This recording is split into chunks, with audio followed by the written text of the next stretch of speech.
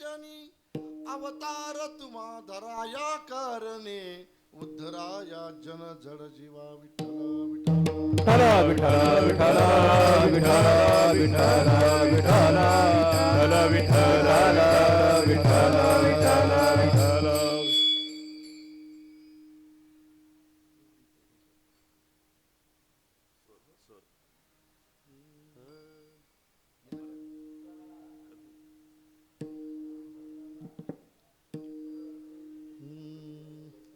ध्येयं सदा परिभवगणमभीष्टदुःखं तीर्थास्पदं शिववीरं चिन्तुं शरण्यं वृत्त्यार्तेऽहं प्रणतपालभवाब्धिपोतं वन्दे महापुरुषते चरणारविन्दम् जन्माद्यस्य तोन्वयादितरतश्चार्तेष्वभिज्ञस्वराट् तेने ब्रह्महृदायाधिकवये मुह्यन्ति यत सूरयः तेजो वारिमृदां यथा विनिमयो यत्र त्रिसर्गो मृषा धाम्ना स्वेन सदा निरस्तकुहकं सत्यं परं धीमहि समचरण सरोजं सान्द्रनीलाम्बुदावं जगन्निहितपानिं मण्डलं मण्डलानां तरुणतुलसीमाला कंदरं कञ्जनेत्रं सदयधवलहासं विठ्ठलं चिंतयामि पांडुरंगाकरू प्रथम नमन दुसरे चरण संताची त्यांच्या कृपादाने कथेचा विस्तारो बाबाजी सद्गुरु दास तुका ओम नमो ज्ञानेश्वरा ओम नमो ज्ञानेश्वरा ओम नमो ज्ञानेश्वरा ओम नमो ज्ञानेश्वरा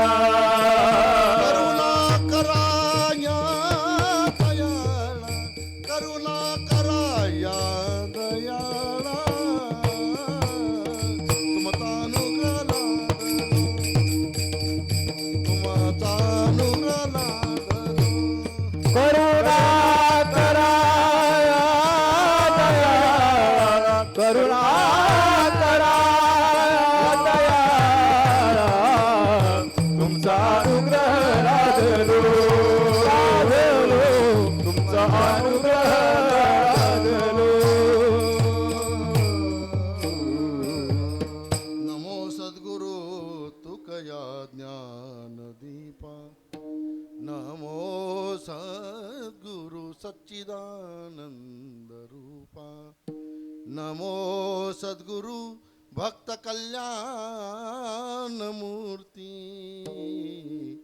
नमो सद्गुरु भास्करा पूर्ण कीर्ती तुम्ही संतमाय बाप कृपावंत काय मी पतित कीर्तिवानो परमंगलमय परात्पर अखिलेश्वर भगवान श्री विठ्ठलेश पांडुरंग परमात्मा यांचे भक्त श्री जगद्गुरु संत तुकोबाराय यांचा हा अभंग आज आपण सेवेकरता निवडलेला आहे. श्री क्षेत्र वडज या गावामध्ये अत्यंत महत्त्वाचा आजचा दिवस भगवान श्री खंडेरायाचा वार आज रविवार आहे आणि हा उत्सव सुद्धा भगवान खंडेरायाचा असल्या कारणाने एक दुग्ध शर्करा योग या रूपाने या दिवसाकडे आपल्याला पाहता येईल. या माध्यमातून आज आपण जो सेवेकरता घेतलेला अभंग जगद्गुरु संत तुकोबारायांचा असून वेळेची मर्यादा लक्ष करून मी लवकरात लवकर थांबण्याचा प्रयत्न करतो. अभंगामध्ये जगद्गुरु संत तुकोबाराय संतांचं वर्णन करतात. संतांचं वर्णन गाथ्यामध्ये जर आपण पाहिलं तर तुकोबारायांचे सर्वात जास्त अभंग डॉक्टर साहेब संतपर प्रकरणातील आहे. भगवंताच्या वर्णनपर अभंग फार म्हणजे तसे एवढे नाही आहेत पण सर्वात जास्त प्रकरण जर असेल तर संतपर प्रकरणातील अभंग जास्त आहेत. आणि तुकोबारायांनी जे संतांचं वर्णन केलेलं आहे याबद्दल एक थोडंसं चर्चा करायची अशी की प्रायः जगद्गुरु संत तुकोबाराय जे संतांचं वर्णन करतात संतांचं वर्णन होऊच शकत नाही हा महत्त्वाचा विषय होऊच शकत नाही. अनंत आयुष्य जरी आपण त्यासाठी खर्च केला तरी संतांचं वर्णन होऊच शकत नाही. जो म्हणेल मी संतांचं वर्णन पूर्ण केलं, तो ज्यांचं वर्णन केले ते तरी संत नसतील, किंवा जे वर्णन करतात ते तरी संत नसतील. संतांचं वर्णन परिपूर्ण होतच नाही, ते संत असतात. म्हणून आपण जे संतांचं वर्णन तुकोबाराय करतात याबद्दल आणि संतांचं वर्णन होऊच शकत नाही याबद्दल थोडी आपण चर्चा करूया. प्रथमतः आपल्याला असं दिसून येईल की संतांचं वर्णन होऊच शकत नाही. कदाचित त्या अर्जुनाचा मोह निवारण करण्याकरता गीता सांगितली असेल भगवंताने, पण त्यामध्ये माझा एक थोडासा स्वतंत्र विषय असा आहे किंवा गुरुजनांच्या माध्यमातून विषय असा आहे का भगवंताला संतांचं वर्णन करता यावं यामुळे अर्जुनाला गीता सांगितली. कदाचित माझं हे वैयक्तिक म्हणणं असेल. कारण प्रत्येक अध्यायात जर आपण विचार केला, पहिला अध्याय जर बाजूला सोडा, पण ज्यावेळी भगवान वाच दुसऱ्या अध्यायापासून परमात्म्याने बोलायला सुरुवात केली तेव्हापासून प्रत्येक अध्यायामध्ये संतांचं वर्णन केलेलं आहे. ज्ञानेश्वरीमध्ये आपल्याला पाहायला मिळेल, गीतेमध्ये विचार करता येतो की पहिल्यांदा बघा, आपण क्रमशः बघा, संतांचं वर्णन करीत असताना स्थितप्रज्ञ, त्याचप्रमाणे कर्मसन्यास योग, संन्यास योग, कर्मयोगी, भक्त, तत्वज्ञानी आदी करून सर्व अध्यायांमध्ये जर विचार केला तर ते संतांचं वर्णन प्रत्येक अध्यायामध्ये, आणि शेवटचा 18वा अध्याय तर त्याचं तर अतिशय विशेष प्रकारचं त्यांनी महत्त्व सांगितलं आहे. सांगायचं महत्त्व असं आहे की 18 अध्याय, पहिला अध्याय जर संतांचं वर्णन पूर्ण झालं असतं दुसऱ्या अध्यायामध्ये तर तिसरा अध्याय व्हायची गरजच नव्हती. पण हे संतांचं वर्णन करूनही संतांचं वर्णन परिपूर्ण होत नाही, म्हणून इथे संत वर्णन होऊच शकत नाही. जगद्गुरूंची आपल्याला कितीतरी उदाहरणं सांगता येईल. भक्ताचा महिमा, संतांचं वर्णन जर तुम्हाला करायचंच असेल तर एक तर तुम्हाला संत व्हावं लागेल. त्यामुळे संतांचा महिमा, संतची जाणती, दुर्लभया गती अनेकांची. अनेकांची या शब्दाचा अर्थ चकारात्मक, निष्ठ्यात्मक आहे. दुसऱ्याला होऊ शकत नाही. ज्ञानोबराय जगद्गुरू श्रीमंत निवृत्तीनाथांचं जर वर्णन करायचं असेल तर त्यासाठी ज्ञानोबराय व्हायला लागेल. ज्ञानोबरांचं वर्णन व्हावं असं वाटत असेल तर त्यासाठी एकनाथ महाराज व्हावं लागेल. एकनाथ महाराजांचं वर्णन पूर्ण व्हावं असं वाटत असेल तर त्यासाठी जगद्गुरू संत तुकोबाराय व्हावं लागेल. म्हणून संतांचं वर्णन होऊच शकत नाही, हा त्याच्यातला मुख्य मतितार्थ या ठिकाणी सांगायचा आहे.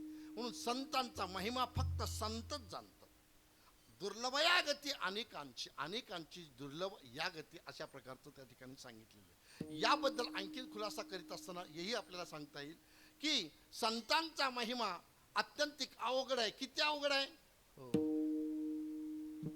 संतांचा महिमा तो बहु दुर्गम, संतांचा महिमा तो बहु दुर्गम, संताचा महिमा तो बहु दुर्गम, संताचा महिमा तो बहु दुर्गम. शाब्दिकाचे काम नाही येते, शाब्दिकाचे काम नाही, शाब्दिकाचे काम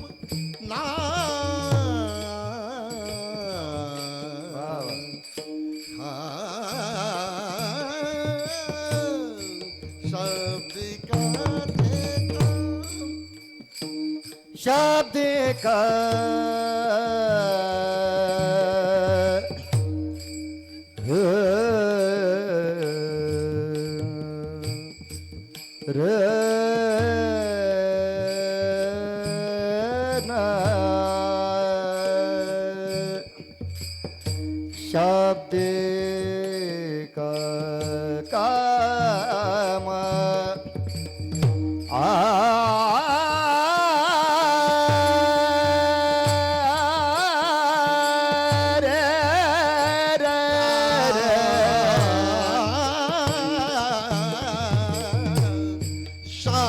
शाब्दिकाचे काम नाही येते बहु दुर्गम.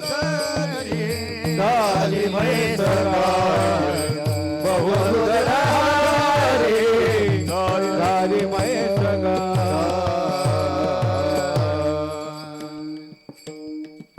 शाब्दिकाचे काम नाही येथे. काही काही राग असे असतात का ते आपल्याला राग आणतात. होतं असं कधी कधी. शाब्दिकाचे काम नाही येते, अतिशय अवघड आहे. इथे शाब्दिकाचं काम या शब्दाचा अर्थ स्वतः ज्ञानोबाराय आपल्याला सांगतात.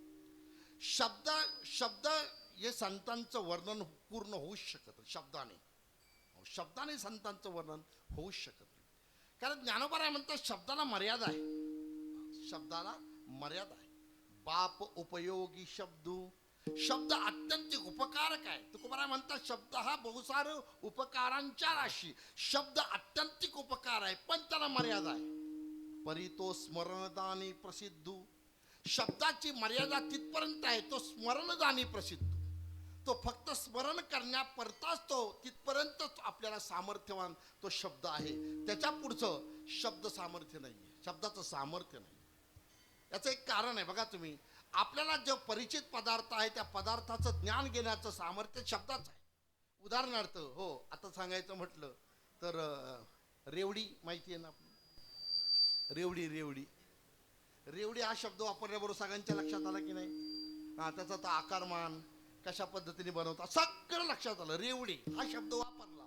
हो बाबा काय सांगायचं रेवडी. इथे ज्ञानेश्वर बाबा बसलेत आम्हाला. हो रेवड्यांवर कुस्त्या केल्यात आपण त्यावेळी. रेवडी हा शब्द ऐकल्याबरोबर सर्वांच्या लक्षात येतो. तो पदार्थाचा आकारमान, पदार्थ कसा आहे, त्याची चव कशी आहे. पण आता मी एक तुम्हाला शब्द वापरतो, संदेश. बंगाली मिठाई आहे बरं का. बंगाली मिठाई आहे. संदेश खाली कधी पाहिली? कधी नाही पाहिली. आपण पाहिली नाही, पण आपल्याला तो शब्द आम्ही सांगितलाय, पण ते ज्ञान झालं का तुम्हाला? नाही, कधी पाहिलंच नाही. कारण तो स्मरणदानी प्रसिद्ध. शब्दाने जरी आपण त्याची व्याप्ती करण्याचा प्रयत्न केला तरी तो शब्दाने परिपूर्ण होऊ शकत नाही. त्याचं एकमेव कारण की संत हे अनिर्वचनीय आहे. शास्त्रीय दृष्टिकोनातून जर विचार करायचा म्हटला तर संत हे अनिर्वचनीय. अनिर्वचनीय या शब्दाचा शास्त्राने सिद्धांत सांगितलेला आहे की जिथे सांगता येत नाही त्याला अनिर्वचनीय म्हणतात. तसे शास्त्रामध्ये अनिर्वचनीय 5 पदार्थ सांगितलेले. पहिल्यांदा ब्रह्म हे अनिर्वचनीय आहे. ब्रह्म कसं आहे? अनिर्वचन. अशब्दम, अरूपम. संतांच्या भाषेत सांगायचं म्हटलं, नवता काळा गोरा खुजाना ठेंगना, नेनो स्वरूप सुंदर अंधरना देखना, कैशी जीव शिवतयाशी भावना. तो अंधा तो कसा आहे? तो काळा आहे नाही. मग गोरा आहे का? तर नाही. तो ठेंगना नाही. तो उंच नाही. अशा प्रकारचे नवता गाव शिव पाहिला याशी काय निरोपराय म्हणतात. तो काळा नाही, मग त्याचा रंग नाही, रूप नाही असा तो निर्गुण निराकार असणारा. हो, संतांनी या बाबतीमध्ये सांगितलं की तू कसा आहे.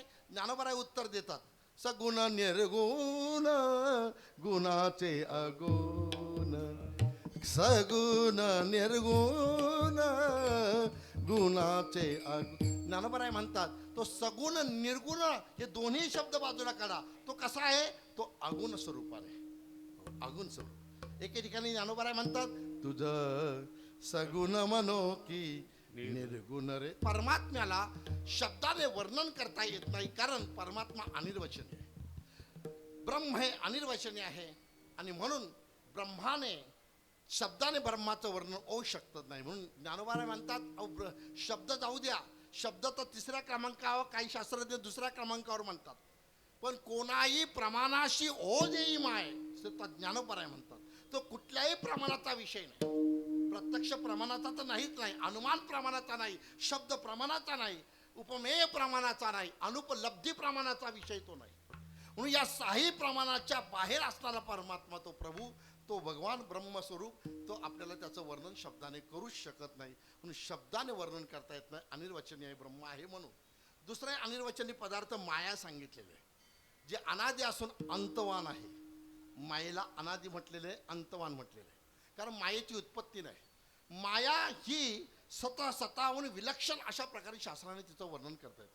ती सताही म्हणता येत नाही, असतही म्हणता येत नाही. जशी ती प्रातिभाषिक या स्वरूपाने आपल्याला ती प्राप्त होत असते. उदाहरण द्यायचं म्हटलं तर स्वप्न खरं का खोटं? हो, साधी गोष्ट आहे. नाही, आपण जंगलात चाललेलो आहे आणि जंगलात जात असताना अचानकच त्या आपट्याच्या पुढे गेल्यानंतर तिथं वाघ भेटला आपल्याला. साक्षात वाघ आपल्या समोर उभा राहिला. आता वाघ उभा राहिल्यानंतर आपली अवस्था काय होती? काय होती म्हणजे काय सांगायलाच नको. हो, तर समोर साक्षात वाघ दिसल्यानंतर काय अवस्था होणार मला? हा, सिद्धांती मम गात्रानी, नाही का, अशा पद्धतीने अवस्था आपली. अशा प्रकारे तो वाघ आपल्या समोर दरदरून घाम येतो आपल्याला आणि तोंडातून चित्र विचित्र आवाज काढतात. तितक्यात हालून हालून वाघीण जागी करते आपल्याला. कोण जागी करते? हो, आपल्याला वाघीण जागी करते. आता वाघाची काय विषात? मला हे सांगायचंय, वाघ स्वरूपाने ज्यावेळी आपण स्वप्न स्वरूपाने होतो त्यावेळी वाघ सत स्वरूपाने होता. पण जागृतीला आल्यानंतर तो वाघ आता असत झाला.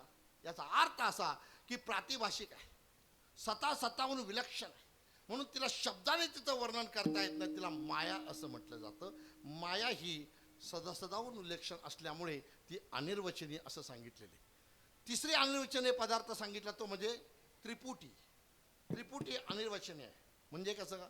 त्रिपुटी या शब्दाचा अर्थ असा की उदाहरण देतो म्हणजे मला पुढे जाता येईल. एका शाळेमध्ये इन्स्पेक्शनसाठी एक शिक्षक येतात आणि विचारतात एका मुलाला, का रे तुझं घर कुठं आहे? तो म्हटला, वडाच्या झाडाच्या समोर माझं घर आहे. त्यांनी पत्ता सांगितला. प्रथमच त्या गावात आलेले शिक्षकांना बोध होईना. मग शिक्षकांनी सांगितलं, अरे बाबा, वडाच्या झाडासमोर तू म्हणतो तुझं घर आहे, मग वडाचं झाड कुठं आहे? तो म्हटला, माझ्या घरासमोर आहे. त्याचं उत्तर चुकीचं आहे का? नाही. पण ज्याने कधी ते गाव पाहिलेलं नाही त्याला वडाच्या झाडाचाही बोध होईना आणि त्या घराचाही बोध होईना. पण ते शिक्षक हुशार होते. ते म्हटले, अरे तुझं वडाचं झाड आणि घर कुठे आहे? तो म्हटला, समोरासमोर आहे. त्याचं काय चुकलं का? त्याचं चुकलं नाही. याचा अर्थ असा की हे कितीही जरी सांगत बसलं तर ही त्रिपुटी कडे थांबणारी नाही. म्हणून ही त्रिपुटी अनिर्वचनीय आहे. आणि चौथी अनिर्वचनीय आहे ते म्हणजे भक्ती. भक्ती अनिर्वचनीय. भक्तीने वर्णन पूर्ण होऊच शकत नाही.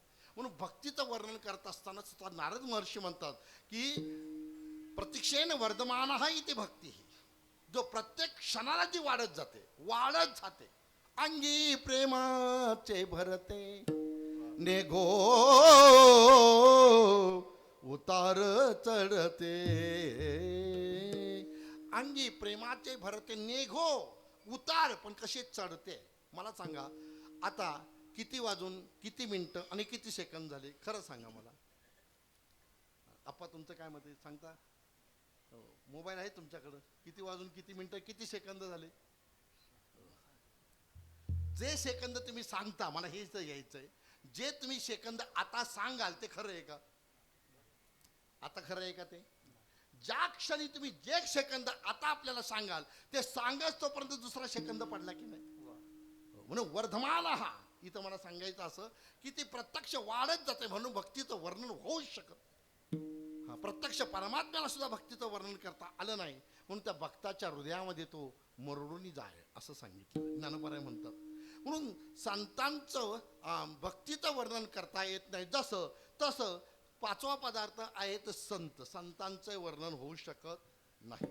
संतांचं वर्णन काही केल्याने होऊ शकत. काय मानू आता न पुरे हे वाणी, मस्तक चरणी ठेवी तसे, मस्तक चरणी ठेवी तसे. काय मानू आता न पुरे हे वाणी, मस्तक चरणी ठेवी तसे, मस्तक चरणी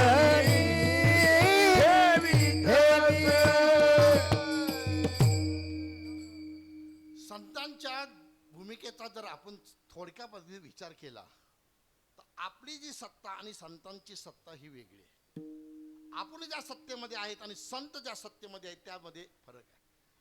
तुम्ही बघा, तुम्ही प्रत्येकाचा संसार भिन्न भिन्न आहे. तुमचा संसार भिन्न, माझा संसार भिन्न, प्रत्येक आपले जाऊ द्या. संतांच्या दृष्टिकोनातून जर विचार केला तर संतांचा संसार प्रत्येकाचा भिन्न भिन्न आहे. नाथ महाराजांचं श्रीमंत होते नाथ महाराज, बरोबर की नाही?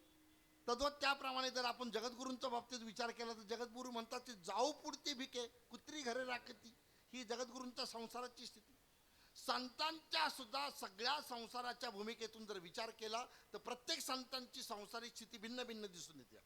ज्ञानोबारायांनी तर लग्नच केलं नाही, तो भाग पुढचा आहे, तो विषय जाऊ द्या. म्हणजे याचा अर्थ असा की सर्व संतांची संसारिक स्थिती वेगळी असली परंतु पारमार्थिक जो अनुभव जे श्रीमान निवृत्तीनाथांना जो येतो तोच अनुभव निळोबरायांना आलेला आहे. म्हणून पारमार्थिक अवस्थेमध्ये कुठल्याही प्रकारचा बदल होत नाही. म्हणून संतांना परमार्थिक सत्तेमध्ये जो विलक्षण ज्या ब्रह्मस्वरूपाचा आत्मसाक्षात्कार वृत्तीने आनंद प्राप्त होतो तोच आनंद जो श्रीमन निवृत्तीनाथांना, तो ज्ञानोबरायांना आहे, तोच श्री एकनाथ महाराजांना आहे, तोच श्री निळोबरायांना आहे, तो जगद्गुरूंना आहे. अशा प्रकारचा पारमार्थिक अनुभवामध्ये ते सर्व एकच रूप आहे. म्हणून संतांचं वर्णन होऊ शकत नाही. एक आता मला इथे यायचंय, जगद्गुरू संत तुकोबारायांनी संतांचं वर्णन करतो म्हटले.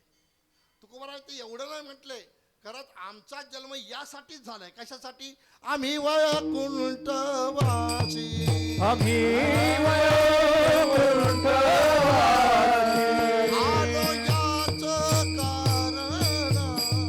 आलो याच कारणाशी,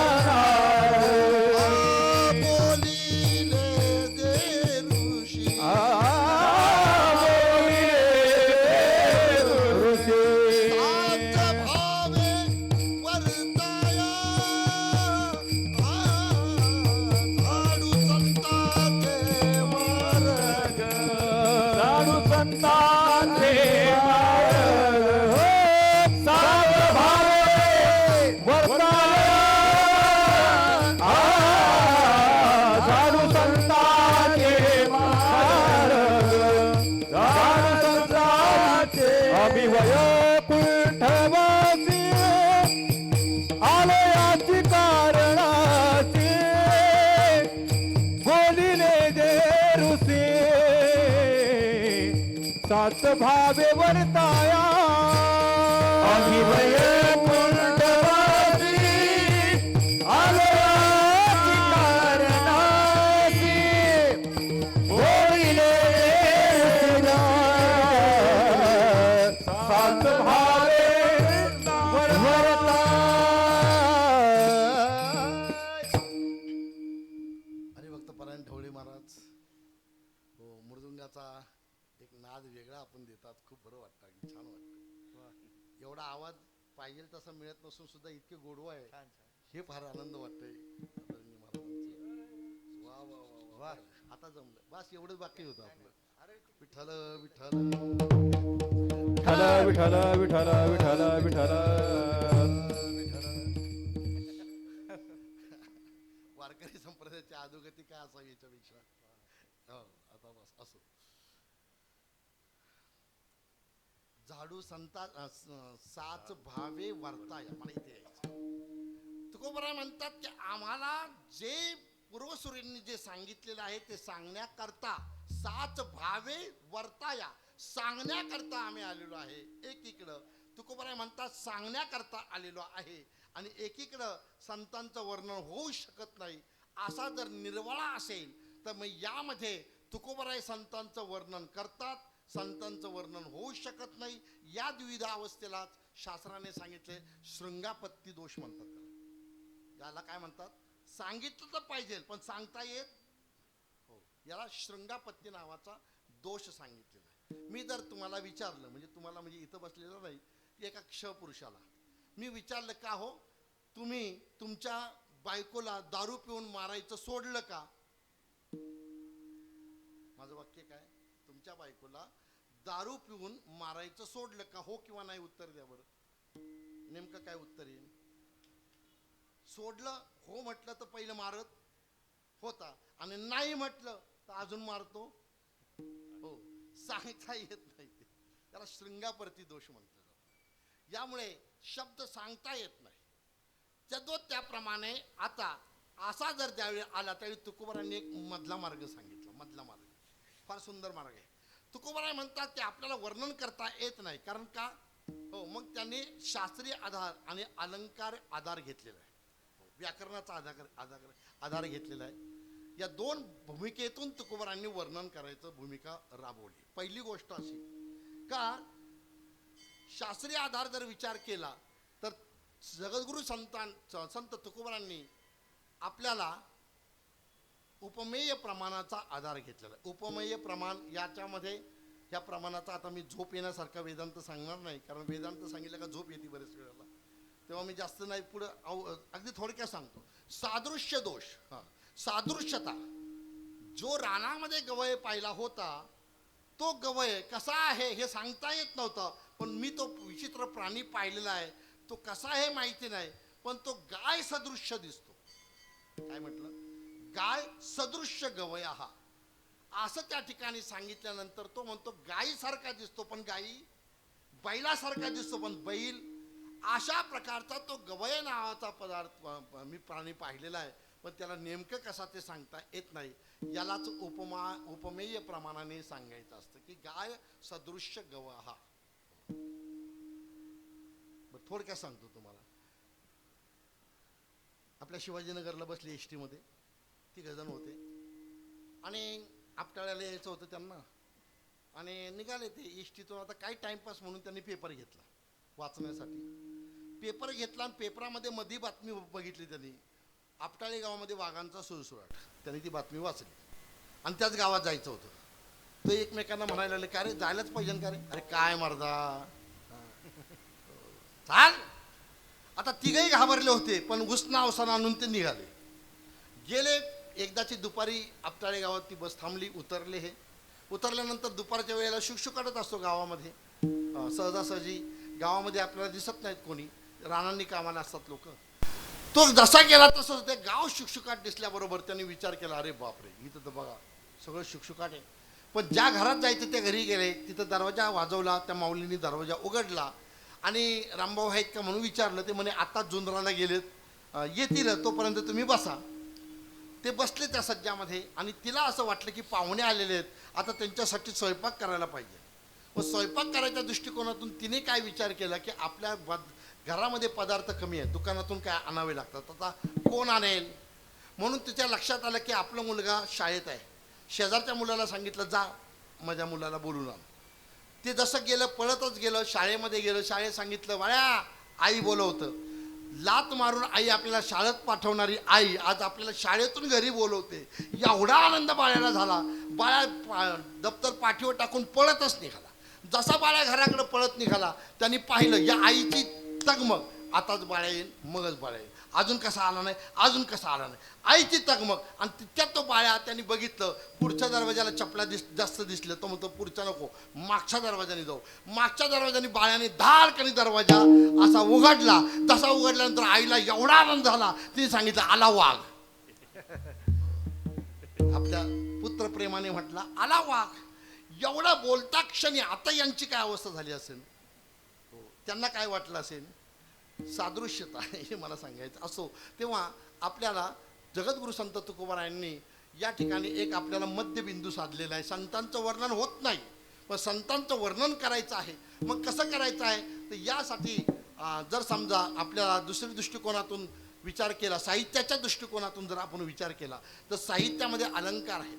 त्याच्या अलंकारामध्ये खूप प्रकार आहेत. त्यामध्ये दृष्टांत नावाचा अलंकार आहे. त्यामुळे तुकोबारायांनी याचा आधार घेऊन, उपमान प्रमाणाचा आधार आणि साहित्यशास्त्राचा दृष्टांताचा आधार घेऊन जगद्गुरु संत तुकोबाराय आजच्या सेवेकरता घेतलेल्या अभंगाच्या शेवटच्या चरणात बोलतात. तुका म्हणे गुण चंदनाचे अंगी, तुका म्हणे गुण चंदनाचे अंगी, तुका म्हणे गुण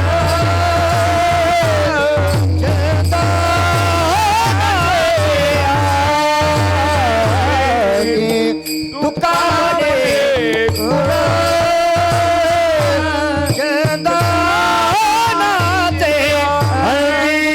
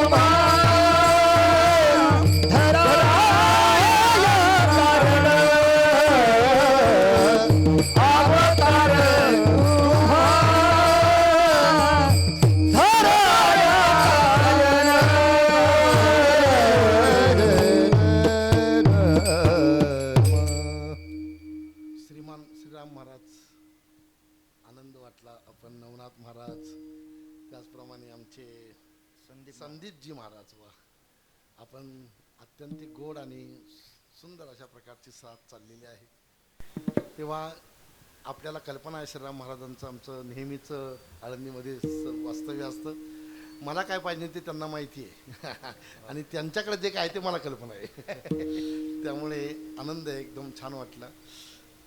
बहुतांश जे म्हणजे मला आनंद कुठं वाटतो की एखादा कीर्तनकार जर गवई असेल तर त्याला थोडी तात्पुरती साथ केली तरी चालेल, कारण तो नेऊ शकतो.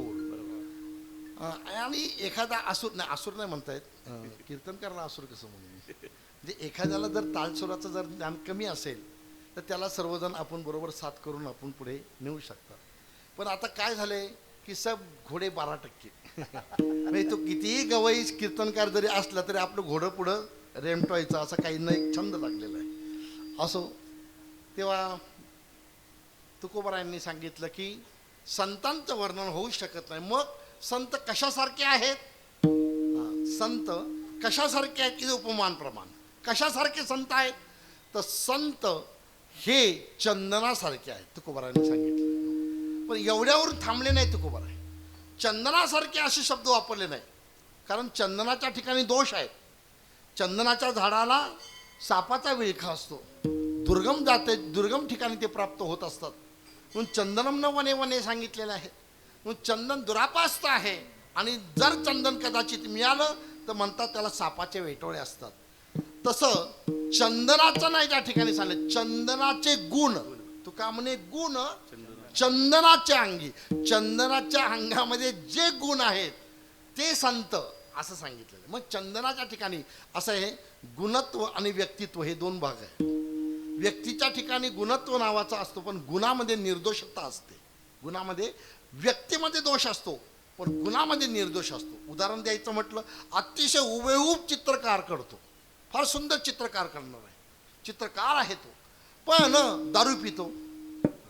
तो चित्रकार दारू पितो. दारू पितो हा त्याचा, अजून सांगतो तुम्हाला, उत्तम कीर्तन करतो, चांगले कीर्तन करतो, फार लोकांना मंत्रमुग्ध करतो, पण पैसे जास्त मागतो. आहे की नाही? पैसे जास्त मागतो. पण जे जास्त मागतो तो व्यक्तित्वाचा दोष आहे. तो चित्रकार दारू पितो हा व्यक्तित्वाचा दोष आहे, त्याच्या गुणामध्ये दोष नाही. तो चित्र जो काढतो ते गुण बाकी त्याचे निर्दोष आहे, त्या ठिकाणी कुठल्याही प्रकारचा दोष नसतो.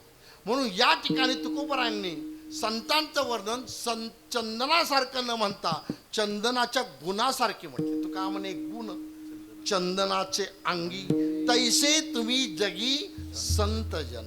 म्हणून चंदनाचे जे गुण आहेत त्या गुणाप्रमाणे तुमचं या ठिकाणी आहेत. कसे आहेत की चंदनाचे गुण आत्यंतिक दुसऱ्याला सुगंधित करण्याचा हा त्याचा एक विशेष प्रकारचा गुण आहे. म्हणून हो, तुका म्हणे सुके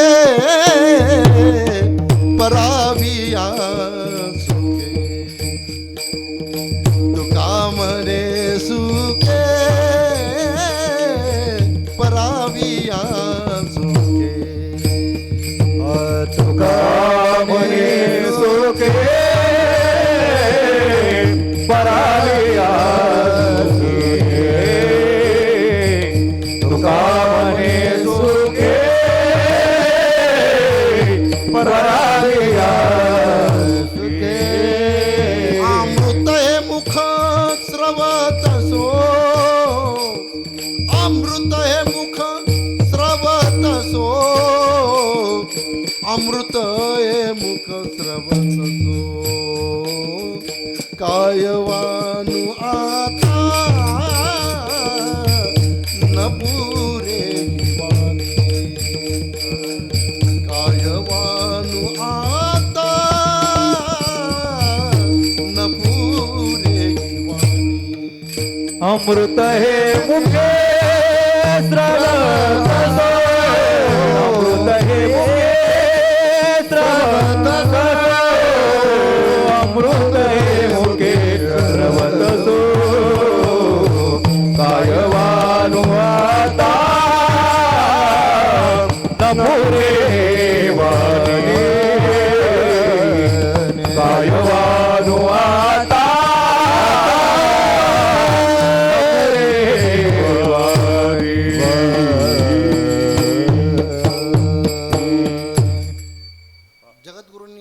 अभंगाचा जर विचार केला तर आपल्याला 4 प्रकाराने तुकोबारांचा अभंगाचा विचार करता येतो. पहिलं जे शेवटचं जे चरण आहे ते गुणात्मक नावाचं वर्णनाने केलेलं चरित्र आहे. संतांचं वर्णन गुणात्मक पद्धतीने केलेलं आहे. दुसऱ्या आणि तिसऱ्या चरणामध्ये कर्तृत्व संतांचं सांगितलं. त्या कर्तृत्वामध्ये 2 प्रकार. पहिलं कर्तृत्व एक वृद्धिगत करण्याचं कर्तृत्व आणि दुसरं मुक्ती देणारं कर्तृत्व, असं कर्तृत्व संतांचं सांगितलं. गुण आणि कर्तृत्व असं सांगितलं. पहिल्या चरणामध्ये 2 प्रकाराने वर्णन केलं. एक प्रत्यक्ष वर्णन केलेलं आहे आणि उत्तरार्धामध्ये तुलनात्मक वर्णन केलेलं आहे. याचा मी धावता आढावा घेत अभंगाच्या दिशेने मी चाललेलो आहे. तेव्हा जसा मला वेळ मिळेल तसा सांगण्याचा मी प्रयत्न करतो. तेव्हा पहिलं हे जे चरण जे तुकोबारांनी शेवटचं चरण सांगितलं ते गुणात्मक वर्णन केलेलं आहे. आता आपल्याला हे करायचं आहे की संतांचं कर्तृत्व सांगितलेलं आहे. हो, गुण सांगितलेलं आहे. आता संतांचं कर्तृत्व काय कर्तृत्व आहे तर वृंदीगत होण्याचं कर्तृत्व. एका वाक्य सांगून मी हे चरणाचा पुढचा विचार करतो. कर्तृत्व हे संतांचं सांगत असताना काय सांगितलं संतांचं कर्तृत्व की वाढावया सुख, वाढावया भक्ती, वाढावया भाव, वाढावया धर्म, वाढावया कुळाचार. या दृष्टिकोनातून जर विचार केला तर वृंदीगत कर्तृत्व संतांचं आहे. हेच अभंगाच्या 3ऱ्या चरणात सांगतात. वाढामया सुख भक्ती भाव धर्म, वाढावया सुख भक्ती भाव धर्म, वाढावया सुख भक्ती भाव धर्म, वाढावया सुख भक्ती भाव धर्म. कुळाचारी नाम विठोबाचे, कुळाचारी नाम विठोबाचे, कुळाचारी नाम विठोबाचे, कुळाचारी नाम विठोबाचे. अवतार तुम्हा धराय करण, अवतार तुम्हा धराय कर, अवतार तुम्हा धराय करण, अवतार तुम्हा धराय कर. कुळाचार राम विठोबाचे, कुळाचार राम विठोबाचे, कुळाचार राम विठोबाचे, कुळाचार राम विठोबाचे. अवतार तुम्हा धराया कर, अवतार तुम्हा धराया कर,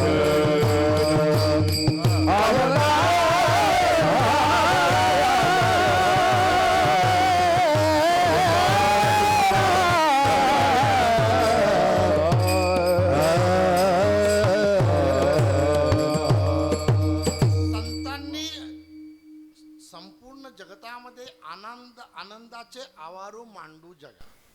केवळ आनंद आणि आनंद वाटण्याकरता संत अवतीर्ण झालेले. वाढावया सुख, वाढावया भक्ती, भक्तीची लक्षणं सांगून भक्तीची माध्यमं घेऊन प्रत्येकाला अत्यंतिक विलक्षण अशा आपल्या आत्मसुखासाठी रममान करण्यासाठी संतांनी अहोरात्र प्रयत्न करतात. भक्ती वाढवलेली आहे.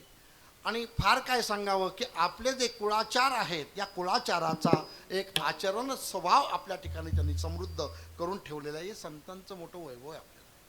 म्हणून तैसे संत जगी क्रिया करुणी दाविती अंगी, आता अत्यंतिक विशुद्ध स्वरूपाचं आचरण कसं असावं हे संतांनी आपल्यासमोर घालून दिलेला एक फार मोठा आदर्श या ठिकाणी दिसून येतो. म्हणून आज आपल्या श्री क्षेत्र वडद गावामध्ये डॉक्टर साहेब मला आनंद वाटतो की आपल्या पूर्वसुरींनी जो आपल्याला आदर्श घालून दिलेला आहे. हो, आजही आपण 15 दिवस या ठिकाणी खंडेरायांच्या सान्निध्यामध्ये राहतो. आपण पूर्वसुरीमध्ये स्वानंद सुखनिवासी आपले सर्वांचे सात बाबा वायकर बाबा, त्याच्यानंतर कोंडाजी बाबा, त्यानंतर ब्रह्मसुख ब्रह्मलीन वैकुंठवासी गुरुवर्य मारुती बाबा, बबन बाबा या मंडळींनी ही जी प्रघात घालून आलेला आहे तो कुळाचार, याला कुळाचार म्हटलेला आहे. ही आपण धन्यता आहे की माझ्या वडिलांमध्ये ही परंपरेच्या नुसार मी चालत आलेलो आहे. म्हणून अभिमानाने आपण म्हणू शकतो की माझ्या वडिलांची मिराशिगा देवा, ही मिराशी आपण ही ती जतन करत या ठिकाणी आपण आलेलो आहोत. हे आपल्या ठिकाणी संतांचं वैभव आहे. म्हणून कुळाचारी नाम विठोबाचं हे कर्तृत्व वृंदीगत होणारं संतांचं कर्तृत्व आहे. आणि मुक्त होण्याचं कर्तृत्व सांगतो. मुक्त होण्याचं कर्तृत्व संतांचं काय आहे तर एक थोडक्यात सांगतो. मागे एकदा बोललो होतो मी, आता पुन्हा एकदा सांगतो. नारायण बाबा या ठिकाणी आहेत, ते अतिशय 10 वर्ष काय बोलले ते त्यांच्या लक्षात येतं. मी वडसकर धर्मशाळेला पायाभरणीला कुठला अभंग घेतला होता ते त्यांनी मला त्यावेळी सांगितलं, ज्यावेळी पूर्ण इमारत झाल्यानंतर. तसे खरे उत्तम श्रोते म्हणून आमचे नारायण महाराज आहेत. निश्चय उत्तम श्रोते ना तर उत्तम वक्ते आहेत. हो, अतिशय छान त्यांचं महाराष्ट्रामध्ये एक वैभव त्यांचं दिसून येते आम्हाला. त्या दिवशी साक्षात पंढरपूरला भेट झाली, पण ते जाता जाता त्यांनी सांगितलं की मी माऊल पालखीसोबत आलो. अशा प्रकारचं ते मोठं वैभव आहे आमचं नारायण बाबाचं. नाही असं आपलंच कर्तव्य आपणच कौतुक का आपलं सांगावं असं पण होतं ना आता. त्यामुळं जास्त मी विषय घेत नाही. नाही का पोपट दादा, बरोबर आहे की नाही? खंडू दादा इथं सगळे आलेत, आपण असतो तेव्हा संत आणि देव दोघे अवताराला येतात. बरोबर, शास्त्राने दोघांना सांगितलेलं आहे. देवही अवताराला येतो आणि संतही अवताराला येतो. देव अवताराला आल्यानंतर प्रश्न हा आहे की जर देवाने अवतार घेतला तर संतांनी अवतार घेण्याची गरज काय, हा प्रश्न आहे. काय यावा संतांनी अवतार, काय घ्यावा संतांनी? परमात्मा अवतीर्ण आले, परमात्म्याने काय केलं? हो, सर्व अधर्माचा नाश करून टाकला. हो, धर्म संस्थापनार्थाय, धर्माचं संस्थापन एकदा भगवंताने केल्यानंतर मग आता काय संतांना परत यावं लागतं, त्याचं कारणाचं थोडंसं विश्लेषण करतो. का देव संतांना अवतार घ्यावा लागतं? वास्तविक दोघांमध्ये जर परिभाषा जर केली तर संतांमध्ये आणि देवांमध्ये तुलना नाही. का? कारण ते दोन्ही एकच आहे. मी तेची ते, स्वतः परमात्मा म्हणतो. हो, भगवंत म्हणतात देवते संत, देवते संत, देवते संत, देवते संत, देवते संत, देवते संत, देवते संत, देवते संत. प्रतिमा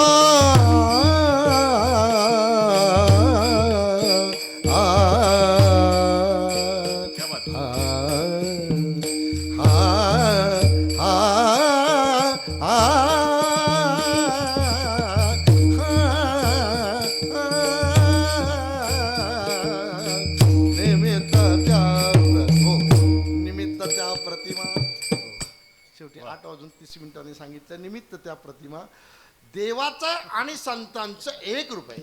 अमृतानुभवामध्ये ज्ञानोबराय फार सुंदर सांगतात. ज्ञानोबराय म्हणतात की अमूर्तची परिमूर्त कारुण्याचा, फार गोड बोलतात ज्ञानोबराय.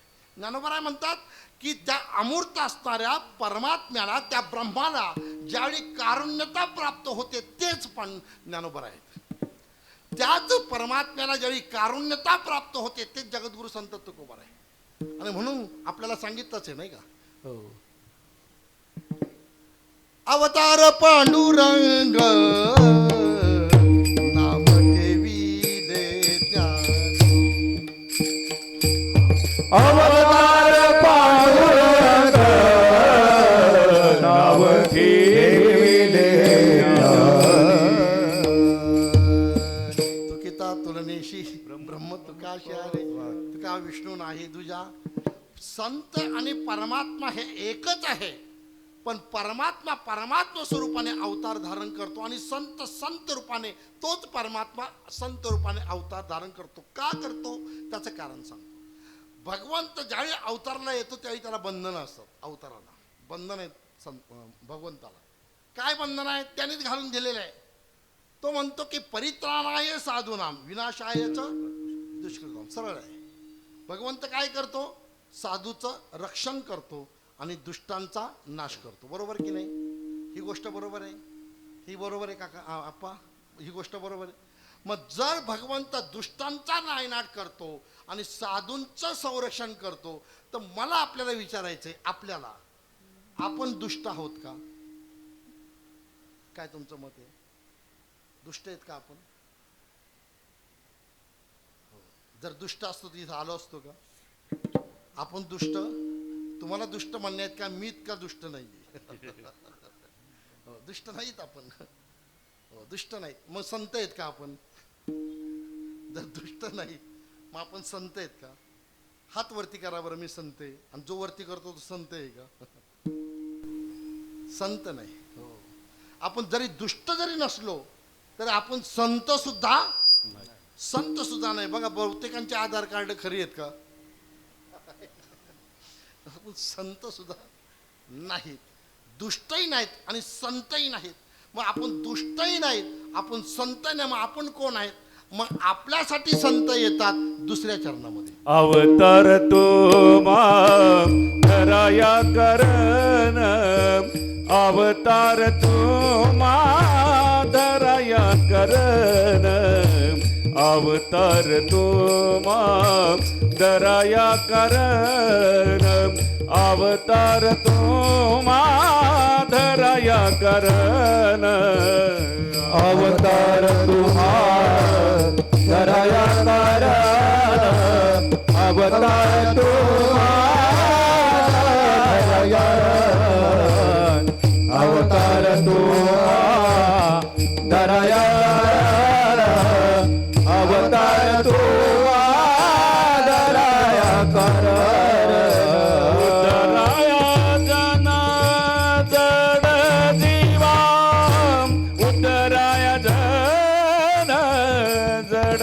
जीवा, उद्धराय जन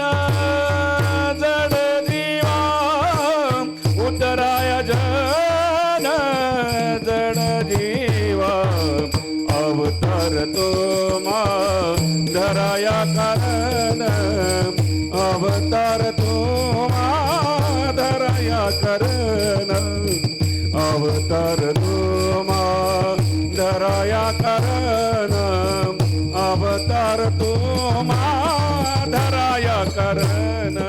उद्धराया जन जड जीवा, उद्धराया जन जड जीवा, अवतार तुम्हारा धराया करण, अवतार तुम्हारा धराया करण, अवतार तुम्हारा धराया करण,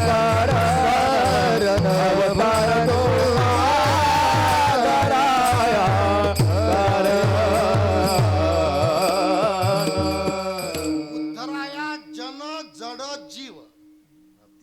संतांचा अवतार कार्याचं महत्व काय?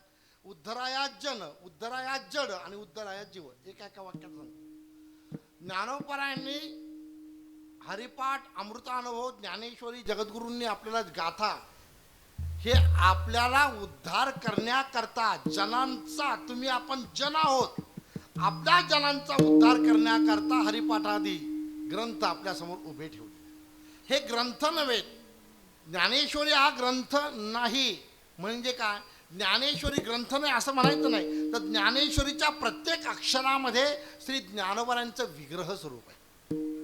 प्रत्यक्ष ज्ञानोबारांचं दर्शन त्यांच्या शब्द सामर्थ्यामध्ये आपल्याला, त्यांचं प्रत्यक्ष गाथ्यामध्ये श्री जगद्गुरूंचं केवळ प्रातिभ विग्रह स्वरूप अशा प्रकारचं आपल्याला या ठिकाणी पाहायला मिळतं. म्हणून ज्ञानोबारांनी, तुकोबारांनी तुम्हा माचा उद्धार करण्याकरता उद्धराया जन, आपल्याला जन उपमा दिलेली आहे. इतकंच नाही तर उद्धराया जड, जडाचा उद्धार केला, चालविली जड भिंती. मला सांगा, जगतामध्ये खांबांची मंदिरं तुम्हाला खूप पाहायला मिळतील, बरोबर आहे, पण फक्त खांबाचंच मंदिर कुठं पाहायला मिळेल का? नेवासाला चला, फक्त खांबाचं मंदिर, खांबाचंच मंदिर, जिथे भगवंत ज्या ज्ञानोबराय ज्या खांबाला टेकून ज्ञानेश्वरी लिहिली त्या खांबाचं मंदिर तयार झालेलं आहे. खांबाचं मंदिर पाहायला मिळते. दगडांची मंदिरं खूप पाहायला मिळतील तुम्हाला, पण फक्त दगडाचंच मंदिर देऊला झाला, शिळे तुकोबारांच्या शिळा मंदिर आहे ते. हो की नाही? पांडुरंगाच्या शेजारी शिळा मंदिर, फक्त दगडाचंच मंदिर. म्हणजे महाराज भिंतीचं मंदिर खूप पाहायला मिळतं, पण फक्त भिंतीचंच मंदिर पाहायचं असेल तर आळंदीला दिसून येते. फक्त भिंतीचं मंदिर आहे महाराज. उद्धराया जड आणि उद्धराया जीव. ज्ञानोबारांनी डोक्यावर हात ठेवल्यानंतर रेडा बोलवला. हो, प्रत्यक्ष प्रमाण आहेत आपल्याला वेळेअभावी. रेड्याला बोलवलं म्हणजे रेड्याला बोलवण्या इतकं त्या जीवाचा उद्धार केलेला आहे. म्हणून उद्धराया जन, उद्धराया जड आणि उद्धराया जीव हे संतांचं मुक्त सामर्थ्य या ठिकाणी आपल्याला दिसून येतं. आता हे झालं की पहिल्यांदा आपल्याला गुणाचं लक्षण सांगत असताना त्याच्या ठिकाणी श्रद्धा प्राप्त होते आपल्याला. हो, संतांच्या ठिकाणी आपली श्रद्धा ओतपर्यंत निर्माण होतं. गुणाचं चिंतन केल्यानंतर, कर्तृत्वाचं चिंतन केल्यानंतर आपल्या संतांच्या प्रति विश्वास प्राप्त होतो. हो, संतांच्या प्रति एक विश्वास म्हणजे आपल्या ठिकाणी संतांच्या ठिकाणची श्रद्धा आणि संतांच्या ठिकाणी विश्वास. पण आत्मीयता फार महत्वाची आहे. निश्चित श्रद्धा असून उपयोगाची नाही. हो, केवळ संतांच्या हाय तुकोबारांबद्दल श्रद्धा आहे, हा श्रद्धा आहे एवढं सांगू. तुकोबारांचा वैभव आहे. तुकोबारांनी मेलेल्या मुलाला जिवंत केलं, ज्ञानोबारांनी मेलेल्या माणसाला जिवंत केलं. हे कर्तृत्व त्यांचं आहे इथपर्यंत आपण फक्त.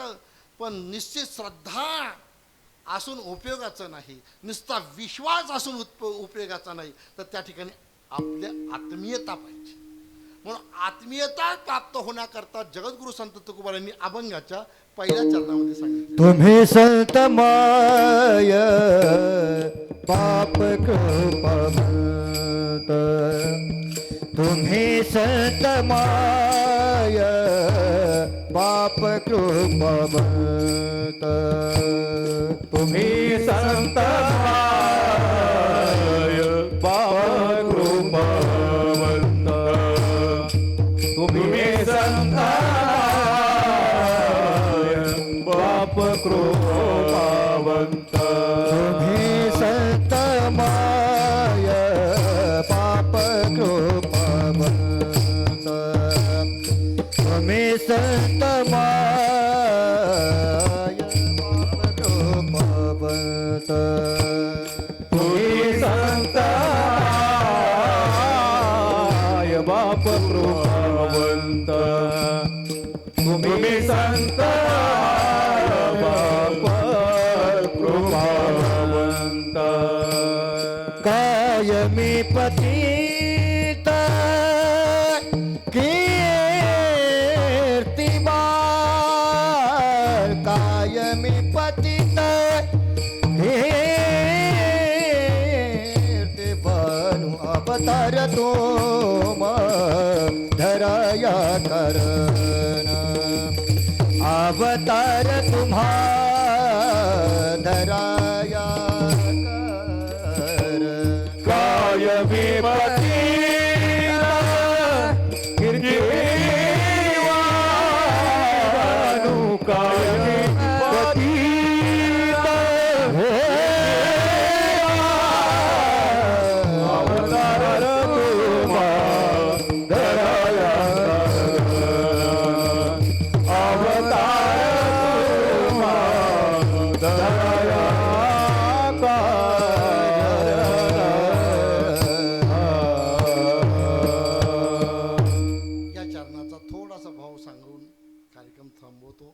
तत्पूर्वी एकदा पांडुरंगाचं नामचिंतन करू आपण सर्वजण. विठोबा रखुमाई, हरि हरि विठोबा रखुमाई, विठोबा रखुमाई,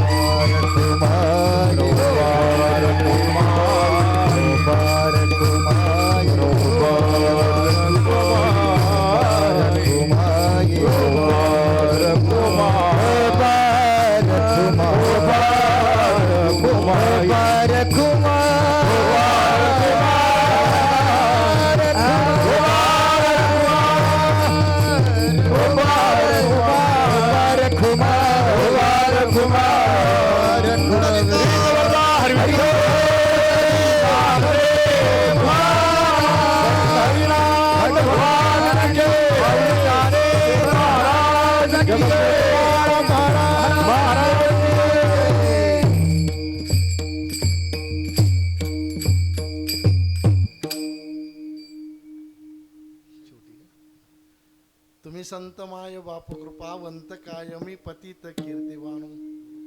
थोडासा विचार करायचं म्हटलं तर शेवटचं चरण हे उपमान प्रमाण आहे, 2 चरण ही शब्द प्रमाण आहे आणि अनुमान प्रमाण आहे, आणि पहिलं चरण हे प्रत्यक्ष प्रमाण आहे. या प्रमाणांच्या बाबतीत विचार केला तर इथे प्रत्यक्ष आई आणि वडील या ठिकाणी सांगितलेले, याचा अर्थ असा, याचा मी जास्त खुलासा करत नाही, फक्त दिग्दर्शन करतो की आई आणि वडील एकमेव असं ठिकाण आहे का जिथे आपल्याला श्रद्धा पण आहे, जिथे विश्वास पण आहे, आणि जिथे आपल्याला आत्मीयता सुद्धा आहे.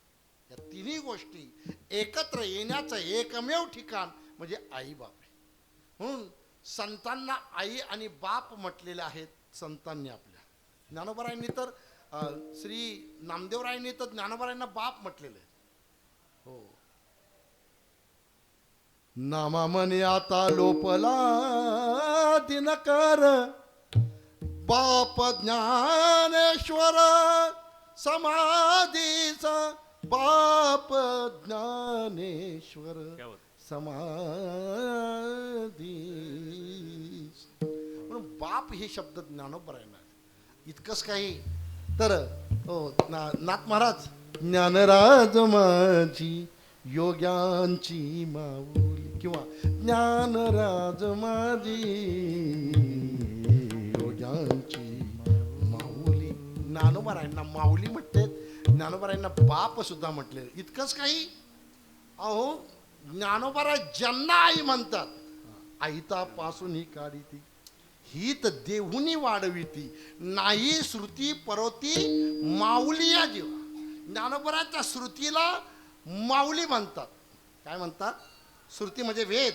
वेदाला स्वतः ज्ञानोबाराय माऊली म्हणतात. ते वेद, वेदशास्त्र देती ग्वाही, वेदशास्त्र देती ग्वाही,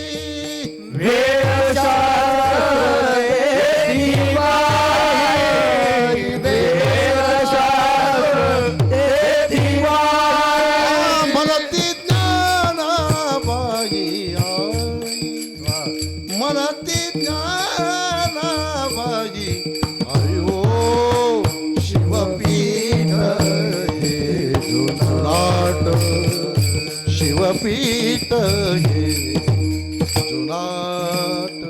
म्हणती म्हणती शिवपीठ हे जुनाट, शिवपीठ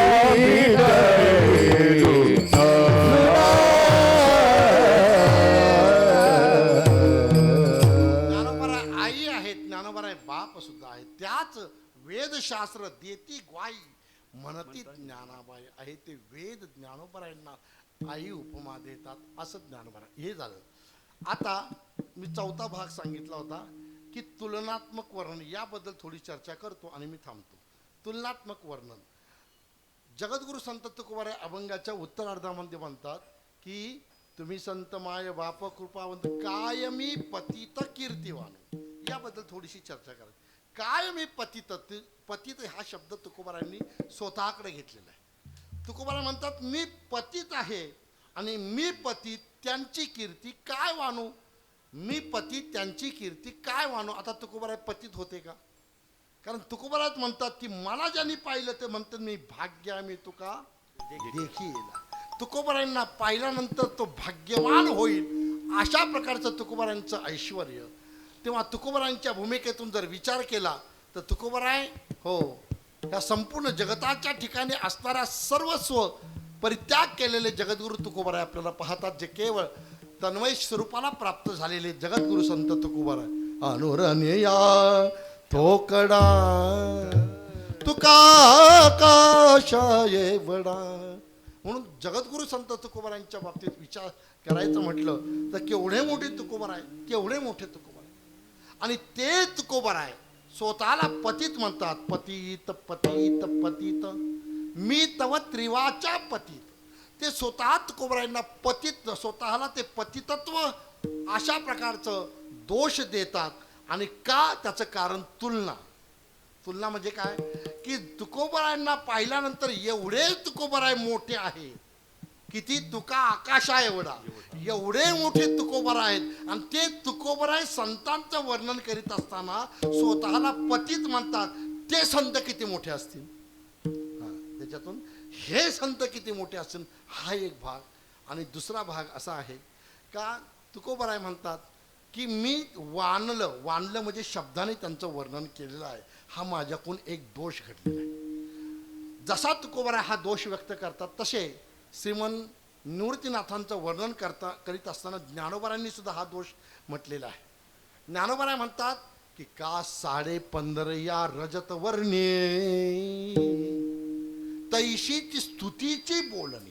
ज्ञानोबराय म्हणतात की बरं सांगतो तुम्हाला, एखाद्या गरीबाचं मुलीचं लग्न निघालं, तर ती गरीब तो बाप असतो, तो म्हणतो की काय करू, सोन्याचं भाव गगनाला भिडलेले आहेत.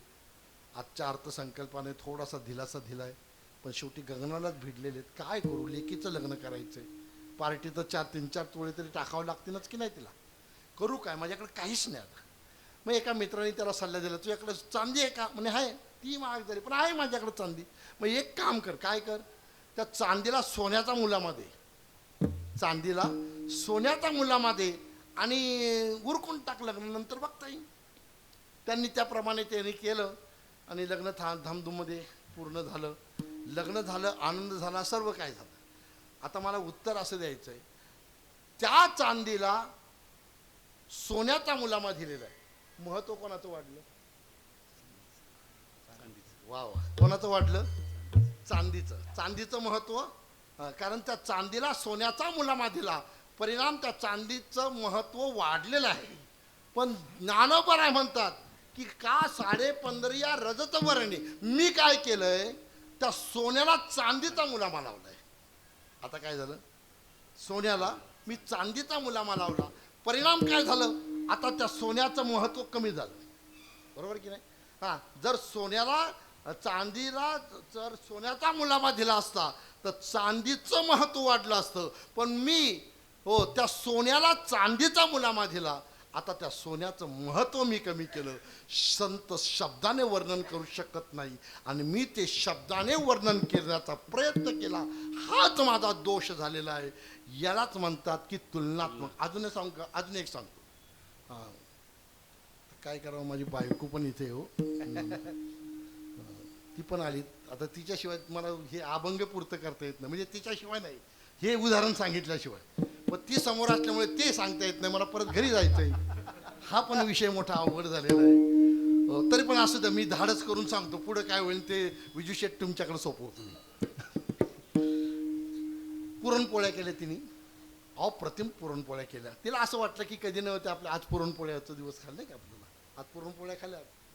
तर पुरणपोळ्या तिने केल्या. तिला असं वाटलं की आपल्या पतिदेवाला पुरणपोळ्या खायला घालावा. आणि का कुणास ठाऊक तिने पोळ्या केल्या. पण करीत असताना तिने सर्व केलं, सार केला, कुरड्या केल्या, पापड्या केल्या, भात केला, गुळवणी केली, सगळं केलं. आणि तिने ताट केलं. ते म्हणे बसायचं. हो, तिने त्या स्वयंपाकघरातच बसायचं म्हटलं. बसलो आणि मग ते सर्व वाढलं तिने. आणि गरम गरम अशी अगदी कडक झालेली पोळी, असा करपा आलेला पोळी तिने उचलली आणि ताटामध्ये टाकली. जशी ताटामध्ये टाकल्याबरोबर ती म्हणती कशी झाली. काय म्हटली, कशी झाली. तो म्हणतो अरे हो, मला तोडू दे तरी कर, हो मग तुला सांगतो कशी झाली. ना लवकर सांगा, मला वेळ नाही, लवकर सांगा कशी झाली पोळी. त्या बिचाराने घाबरत ती पोळी तोडली. पोळी तोडल्यानंतर ती आता गरम गरम पोळी, हो काय अवस्था असेल बघा. त्याचे हात भाजले हो, आणि हात भाजले त्यांनी, आणि हातातून तोडून आता तोंडात टाकणार. पण त्यांनी विचार केला ही गरम आहे, त्यांनी फुकली 2दा-3दा त्या पोळीला, फुकली. पण ते फुकत असताना म्हणायची ती कशी झाली. अरे बरं तोंडात तरी टाकू दे मला, मग सांगतो. मग त्यांनी ते कशी त्या घाबरत कशी म्हणत तोपर्यंत 2दा फुकली, तशीच तोंडात टाकली. आता वरचा पापुद्रा झाला गार हो, वरचा, पण आतलं पुरण ते पुरण अहो असं टाळूला चिकटलं, तोंड डोळ्यातूनच पाणी आलं. हाय झाली त्याची. पण हिचा एकच कशी झाली पोळी. तू थांब जरा. मग शेवटी त्यांनी कसं तरी तिने ते डोळ्यात पाणी आलं त्याच्या,